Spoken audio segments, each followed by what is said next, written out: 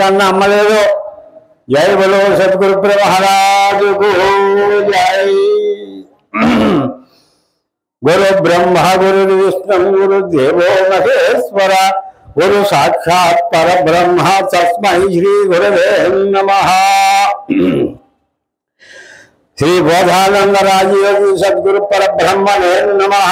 శ్రీ గురు పరమ గురు పరమేశ్వరు నిజ గురు సద్గురు జగద్గురు అచల గురు అతీత గురు పరిపూర్ణ గురు పరబ్రహ్మణే నమః.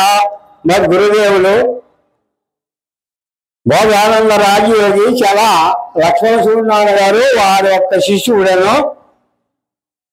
మాది కాజులూరు, ఆయన నేటూరు. మరి ఆయన పాదం పడ్డాం కాబట్టి ఈనాడు ఈ కార్యక్రమానికి అడుగు పెట్టడానికి అవకాశం ఉంది. మరి ఈ కార్యక్రమం మన ముందు జరుగుతున్నటువంటి కార్యక్రమాలు చాలా ఉన్నాయి. దాని విలువేరు, దీని విలువేరు. అంచేత నా ఫోన్లో ఉపదేశం ఎవరైతే గురువు దగ్గర ఉపదేశం పొందారో ఆ పొందిన దాన్ని అర్థం చేసుకున్నారో, అర్థం చేసుకున్న అనుభవంలో పెట్టుకున్నారో వాళ్ళు ఏమనాలో అది తెలిసిపోతుంది, మనం చెప్పక్కర్లేదు. అంచేత ఈనాడు ఇక్కడ నా చిన్నతనం నుంచి ఏదో తిరిగిన వాడిని. అయితే మా భైరసం బాబయ్య, మా కథాయి బాబయ్య 3-4 పల్లరాయి బాబయ్య ఉండేవాడు. ఈ మహాత్ముడు తిరిగిన ఏరియాది. ఈ ధర్మాన్ని ఆ మహాత్ములు పూర్తిగా అనుభవించి శరీరాన్ని విడిచి అశరీరంలో లేరు, అయినా ఉన్నాడు. అశరీరంలో ఉన్నారు. వారి యొక్క అనుభవాలు నాడు మనందరూ కూడా ఇక్కడ వచ్చి ఈ పరమార్థాన్ని మాట్లాడుకోవడానికి అవకాశం ఇచ్చిన మహానుభావుడు బొడ్డు పరశురామాచార్య సద్గురు మహారాజుకు జై.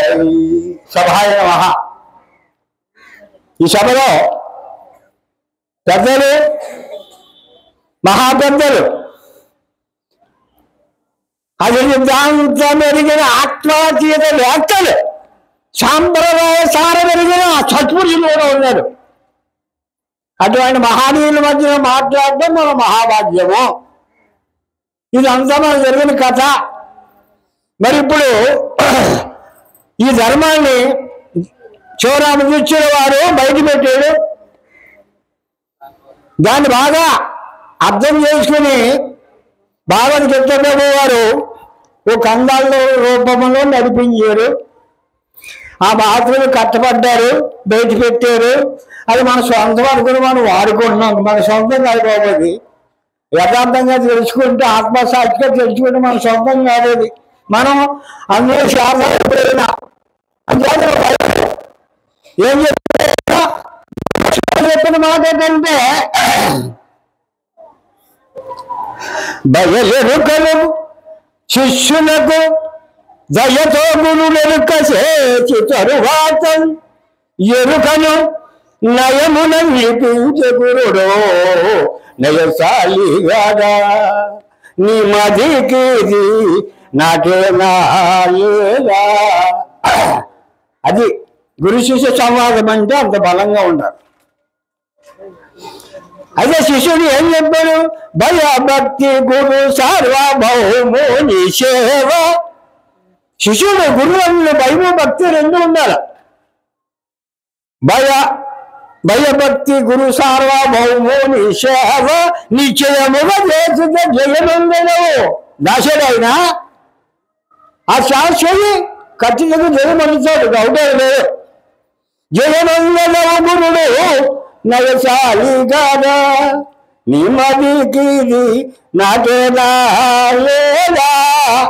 మనం ఎంతవరకు ఏం చేయాలంటే, బాబు ఇంకో వద్దయినా, బాబు వద్దండి. అది అక్కడ మాట భోజనం కాడ ఈ గురు శిష్యుల మధ్య జరిగింది. మీరు అత్యంత అబ్బాయిని అడిగారు. మరి వాళ్ళ అన్యోన్యత ఎంతవరకు ఉన్నదో మనం ఆలోచించాలా. చదువులే చదువుకో బాగుండదు కాదు. నువ్వు నాకేనా నీ మదికేనా అడిగాడు. ఆయన జరిగిన ఆటారా మదికి ఆటారా. జలజలమ తింటే స్థూలం పెరిగింది, జలజలమ గురు ద్వారా తింటే సూక్ష్మం పెరిగింది. ఈ రెండు కలిగి మనలో పనిచేసేట్లాంటి మన ఎప్పుడు గురు సాయం కావాల. ఆ గురు సాయం ఉన్నది కాబట్టి దాన్ని సక్రమంగా నమ్మి ఒమ్ము చేయకుండా ఇది ఎరుక, ఇది పరిపూర్ణము అని రెండు వెలిగి చూపించే మహానుభావుడు గురువే. మన అమ్మ చూపెట్టింది మీ నాన్న అడుగురా, మీ అన్నయ్య అడుగురా, మీ తమ్ముడు అడుగురా. అమ్మ ధర్మం, తల్లి ధర్మం తప్పు కాదు. ఇక గురువు ఏం చూపించాడు? ఇది ఎరుక, ఇది పరిపూర్ణం. అంటే కళ మేల్క, ఎరుక బయలు. కళ మేలుకుంటే మేలుకొంటే కళది, కళ లేదు. బయలు ఎరికేది. ఈ రెండు సాధించని చెప్పాడు కృష్ణప్రభు చెప్పిన మాట. ఆ రెండు ఎప్పుడు కూడా ప్రతి గురుపుత్రులు కూడా అట్లా సాధించేయమని మీ అందరికీ నమస్కారం చేయండి.